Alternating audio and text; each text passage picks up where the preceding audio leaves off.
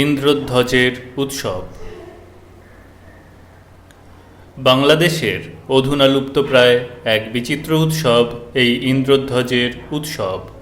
রাঢ় দেশে মেদিনীপুর বিষ্ণুপুর অঞ্চলে আজও ইন্দ্রধ্বজ উৎসবের ধ্বংসাবশেষ দেখতে পাওয়া যায়। ঈদ পূজা, ঈদ পরবও বলা হয়। ভাদ্র মাসের শুক্লা দ্বাদশী তিথিতে ইন্দ্রধ্বজের উৎসব হয়।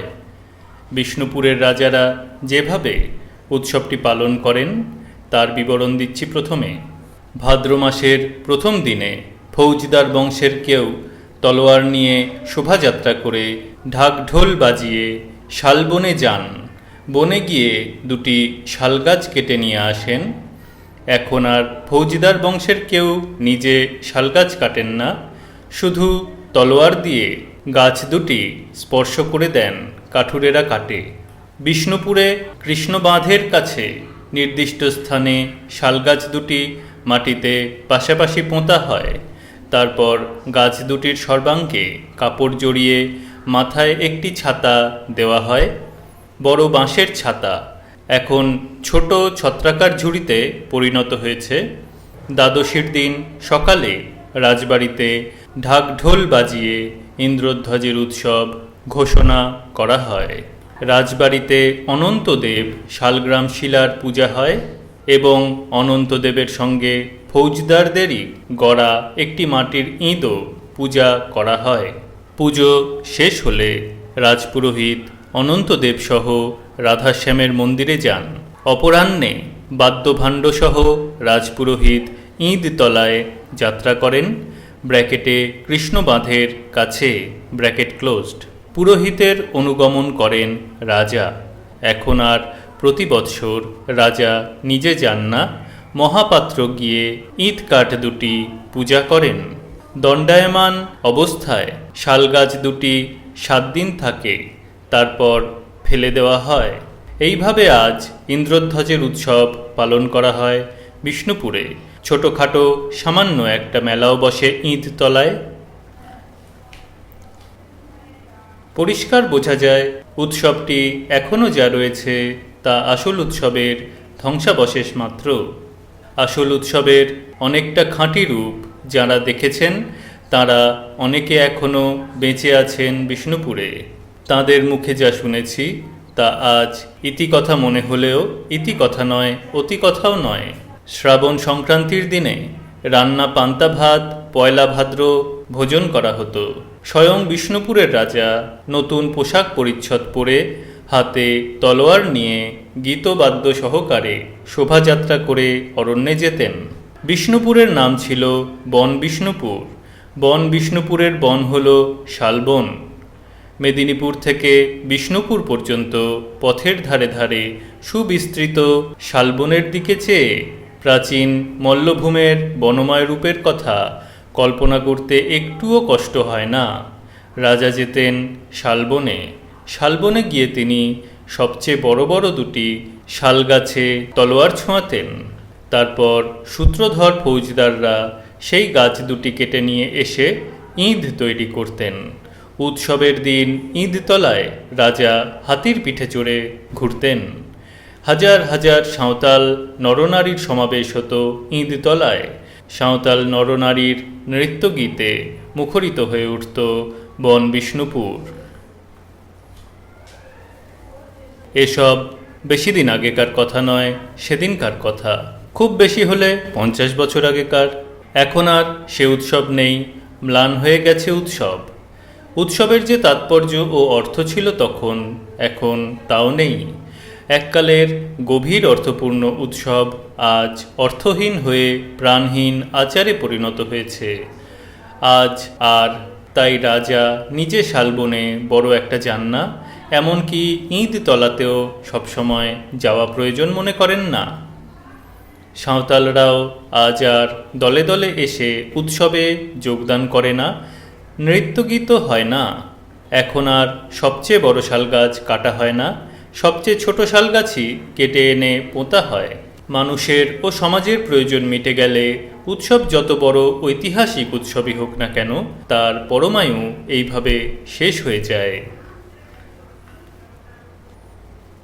বিষ্ণুপুরের মতন মেদিনীপুরের কয়েক স্থানেও ইন্দ্রধ্বজের উৎসব হয়। মেদিনীপুর শহরের 3 মাইল পশ্চিমে কংসাবতী বা কাঁসাই নদীর অপর পারে ধারেন্দা পরগনা। শুক্লা দ্বাদশীতে ভাদ্র মাসে সেখানে ইঁত পূজা হয়। মাঠের মধ্যে শালগাছ পোঁতা হয়। শালগাছের মাথার উপর ইন্দ্রছত্র নামে একটি বাঁশের তৈরি নতুন ছত্র কাপড় দিয়ে ঢেকে দেওয়া হয়। উৎসবের সময় সেই ছত্র লক্ষ্য করে খই দই বর্ষণ করা হয়। রাতে নাচ গান বাজনার অনুষ্ঠান হয়। 8 দিন পরে ঈদের বিসর্জন হয়। 1 নম্বর ফুটনোট, ত্রৈলোক্যনাথ পাল, মেদিনীপুরের ইতিহাস, 4th খণ্ড, 77। আবার টেক্সটে ফিরে আসছি। ধারেন্দা বা কলাইকুণ্ডার পালবংশীয় রাজারা সুখ সমৃদ্ধির দিনে মহাসমারোহে ইন্দ্রধ্বজের পূজা করতেন। 1 নম্বর ফুটনোট, শ্রী যোগেশচন্দ্র বসু, মেদিনীপুরের ইতিহাস, 2য় সং, 690 থেকে 691। আবার টেক্সটে ফিরে আসছি। যে মাঠে উৎসবটি হতো তার নাম ছিল ইঁতকুড়ির ময়দান। মেদিনীপুরের নাড়াজোলের রাজারাও প্রতি বছর মহাসমারোহে ইন্দ্রধ্বজের উৎসব করেন। মেদিনীপুর জেলার জঙ্গলমহলেও নানা স্থানে এই উৎসব হয়। মেদিনীপুর ছাড়া মানভূমের পঞ্চকোট রাজ্যে বাঁকুড়ার বিষ্ণুপুরে, জামকুড়িতে, ছাতনায়, কুচিয়াকোলে এবং বর্ধমান ও বীরভূমের স্থানে স্থানে ইন্দ্রধ্বজের উৎসব হয়। সাধারণত রাজা ও রাজবংশের মধ্যেই উৎসবটি সীমাবদ্ধ দেখা যায়। ইন্দ্রধ্বজ পূজা যেদিন হয়ে থাকে পঞ্জিকায় সেই দিনটিকে শক্রোত্থান বলে উল্লেখ করা হয়। পৌরাণিক কাহিনী হল, দেবরাজ ইন্দ্র অসুর যুদ্ধে পরাজিত হবার পর বিষ্ণু তাঁকে ঘণ্টা, মাল্য ও ছত্রযুক্ত যে দীপ্তিমান ধ্বজ দান করেছিলেন, তারই সাহায্যে ইন্দ্র যুদ্ধে জয়লাভ করেছিলেন। তারপর থেকে তিনি বিধান দেন যে রাজা এই ধ্বজ পূজা করবেন তাঁর ধন, বল ইত্যাদি বৃদ্ধি হবে এবং তিনি সকল কাজে সিদ্ধি লাভ করবেন। অর্থাৎ পৌরাণিক কাহিনীর অর্থ হল এই যে ইন্দ্রধ্বজ পূজা, বিজয়ধ্বজ পূজা এবং রাজার পূজা। মহাভারতে ইন্দ্রধ্বজ পূজার একটি কাহিনী আছে। রাজা উপরিচর বসু প্রথমে ইন্দ্রধ্বজ পূজার প্রচলন করেন। মাটিতে একটি বেণু ষষ্ঠী প্রথিত করে তাতেই ইন্দ্রের পূজার ব্যবস্থা করা হতো। বছরের মধ্যে মাত্র একদিন এই রকম পূজার বিধান ছিল। ইন্দ্রধ্বজ পূজার পরের দিন বস্ত্র, গন্ধ, মাল্য প্রভৃতি উপচারে হংসরূপী ইন্দ্রের পূজার নিয়ম ছিল। টিকাকার নীলকণ্ঠ লিখেছেন যে মহারাষ্ট্রাদি দেশে ইন্দ্রধ্বজ প্রথিত করা হয়। 2 নম্বর ফুটনোট, সুখময় শাস্ত্রী, মহাভারতের সমাজ, 242 থেকে 243। আবার টেক্সটে ফিরে আসছি। তত প্রভৃতি চাদ্যাপি জ্যৈষ্ঠে ক্ষিতিপসম্ভবৈ প্রবেশ ক্রিয়তে রাজন যথা তেন প্রবর্তিত। ইন্দ্রকে, দেবতাদের মধ্যে যিনি রাজা তিনিই ইন্দ্র, তিনিই বাসব, তিনিই শতক্রতু, তিনিই পুরন্দর। দেবতাদের শাসনকর্তা তিনি। মহাভারতে একথাও বলা হয়েছে যে ইন্দ্র একটি উপাধি মাত্র। যিনি দেবতাদের রাজা তাঁকেই ইন্দ্র নামে অভিহিত করা হয়। বহুনিন্দ্র সহস্রাণি সমতিতানি বাসব। ইন্দ্র যদি উপাধি হয় এবং দেবতাদের রাজা যিনি তাঁর উপাধি হয়, তাহলে মানুষের রাজার পক্ষেও তাঁর ধ্বজ পূজা করা আশ্চর্য নয়। দেবতাদের রাজা যুদ্ধে জয়লাভ করে ধ্বজোৎসব করেছিলেন, অর্থাৎ বিজয়কেতন উৎসব করেছিলেন। মর্তলোকের মানুষের রাজাও যুদ্ধে জয়লাভ করে উৎসব করতে পারেন। বিশেষ করে বাংলাদেশের রাজারা তো নিশ্চয়ই পারেন, কারণ দেবতা মানুষের এমন পরমাত্মীয়ের সম্পর্ক বাংলাদেশের মতন আর কোথাও আছে কিনা সন্দেহ। দেবতারা বাংলাদেশে সহজেই মানুষের মতন আচরণ করতে পারেন, আবার মানুষেরাও অনায়াসে দেবতা হয়ে যান। তাহলে দেখা যাচ্ছে যে ইন্দ্রধ্বজোৎসব রাজাদের বিজয়োৎসব। রাজা উপরিচর বসু প্রথমে এই উৎসবের প্রচলন করেছিলেন। সেও তো অনেক দিনের কথা হওয়া উচিত, অর্থাৎ দীর্ঘকাল ধরে এই উৎসব চলে আসছে মানুষের সমাজে, অর্থাৎ আমাদের দেশের সমাজে রাজা রাজরাদের আবির্ভাব হয়েছে যখন থেকে, এবং রাজায় রাজায় যুদ্ধ চলেছে যতদিন, ততদিন থেকে এই বিজয়োৎসব অনুষ্ঠিত হচ্ছে। কিন্তু এটা কি কেবল রাজাদেরই বিজয়োৎসব?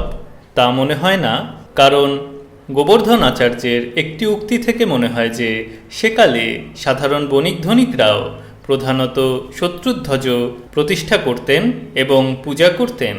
কবি দুঃখ করে বলেছেন, এক নম্বর ফুটনোট, সুকুমার সেন, প্রাচীন বাংলা ও বাঙালি, 36 পৃষ্ঠা। আবার টেক্সটে ফিরে আসছি।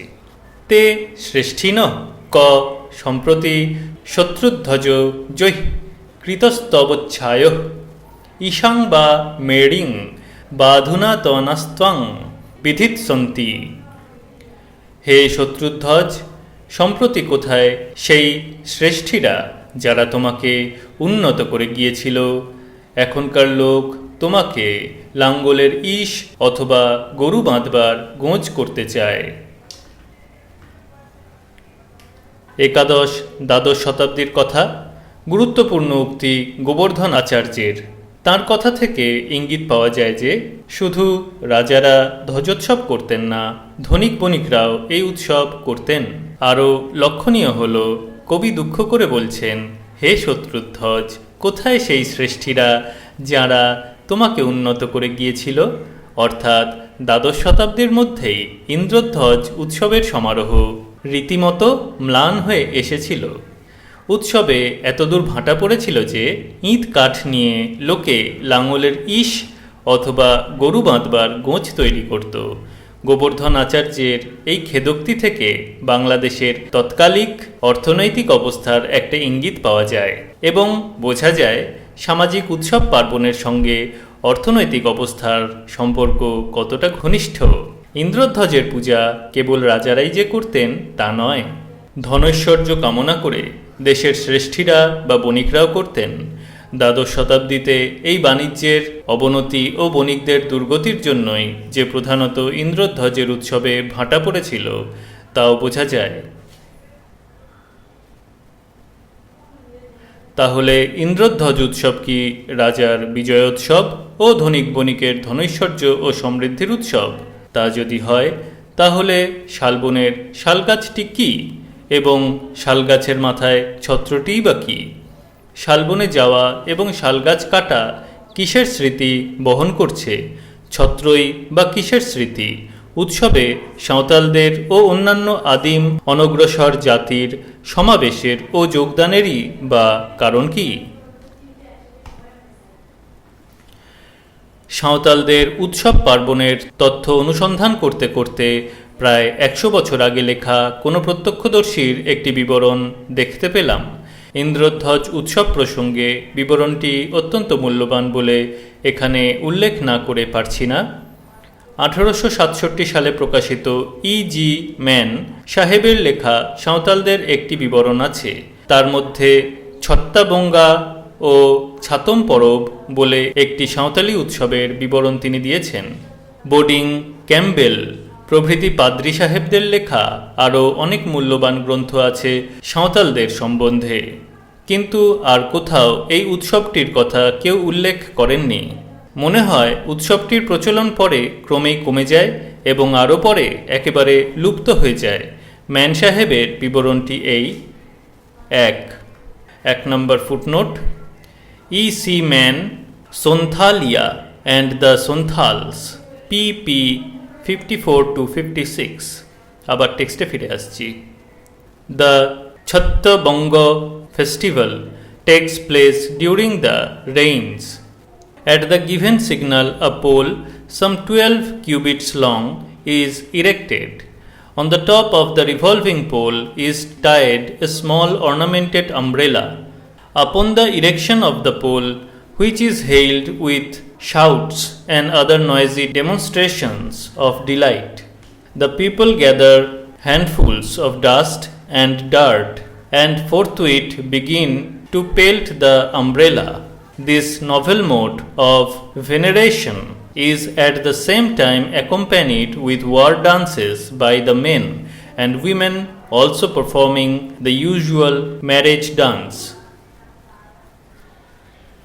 এই বিবরণ থেকে পরিষ্কার বোঝা যায় ইন্দ্রধ্বজ উৎসব মূলত বিজয়োৎসব, কিন্তু আদিম জাতির বিজয়োৎসব। বিভিন্ন আদিম জাতির মধ্যে যুদ্ধবিগ্রহ প্রায় হতো এবং সেই যুদ্ধে জয় পরাজয়ও হতো। বিজয়ী জাতি দলবদ্ধভাবে উৎসব করত। কৌমপতি বা গোষ্ঠীপতি ব্র্যাকেটে পরবর্তীকালের রাজা ব্র্যাকেট ক্লোজড যে নতুন অধিকার পেতেন তারই প্রতীক ওই ছত্র আমাদের দেশের ব্র্যাকেটে আরও অনেক দেশের ব্র্যাকেট ক্লোজড দীর্ঘকালের রাজপ্রতীক। সামরিক নৃত্য গীতোৎসবের কারণও তাই।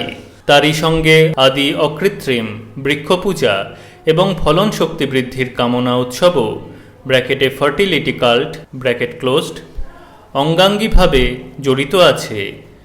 বর্ষাকালে তাই উৎসবটি অনুষ্ঠিত হয় এবং পশ্চিম বাংলায় শালবন ও শালগাছও তাই অনুষ্ঠানের অপরিহার্য উপকরণ। এই আদিম কৌম উৎসবই পরবর্তীকালে বৈদিক ও পৌরাণিক যুগে দেবরাজ ইন্দ্রের ধ্বজোৎসবে পরিণত হয়েছে এবং ধীরে ধীরে সমাজে ধনবল ও সুখ সমৃদ্ধির কামনা উৎসব এবং বিজয় উৎসবের রূপ নিয়েছে। তারপর ধনৈশ্বর্য ও সুখ সমৃদ্ধির অবনতির যুগে দেশের দুর্দিনে এই উৎসবে স্বভাবতই ভাঁটা পড়েছে।